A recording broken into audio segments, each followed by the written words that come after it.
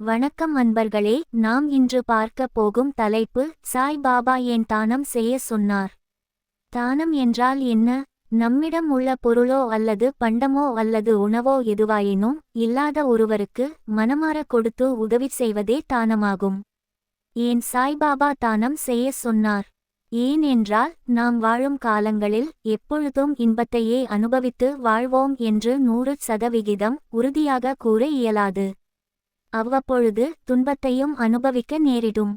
இன்பத்தை சுவையாகவும் துன்பத்தை கசப்பாகவும் காணும் நம் மனித இயல்பு துன்பத்தை அவ்வளவு எளிதாக ஏற்றுக்கொள்ளாது மானிடனின் மனது.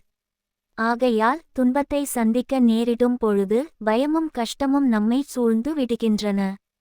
இந்த இக்கட்டான சூழ்நிலையில் நமக்கு உதவ யாராவது வரமாட்டாரா என்ற எண்ணம் கூட தோன்றும். இந்த எண்ணத்திற்கான விடை தானம் மற்றும் தர்மம். நாம் ஆற்றும் நல்ல மற்றும் தீய வினைகள் நம்மை எப்பொழுதும் வந்து சேரும். இதனை நியூட்டனின் 3ஆம் விதியில் "For every action, there will be an equal and opposite reaction" என்று கூறுவர். அதாவது, செய்யும் எந்த வினைக்கும் அதற்கு சமமான எதிர்வினை உண்டு என்பதே பொருள் ஆகும். ஆகையால் நீங்கள் செய்யும் தானம் நீங்கள் இக்கட்டான சூழ்நிலையில் இருக்கும் பொழுது உங்கள் துன்பத்தை குறைத்து போதுமான மன வலிமையும் உடல் தெம்பும் தந்து உங்களை காத்தருளும். அதனால் எவ்வளவு பொருளும் உணவும் பணமும் இருந்தாலும் இல்லாதவருக்கு சிறிதளவு ஆவது தானம் செய்யுங்கள் என்று சாய் பாபா கூறினார்.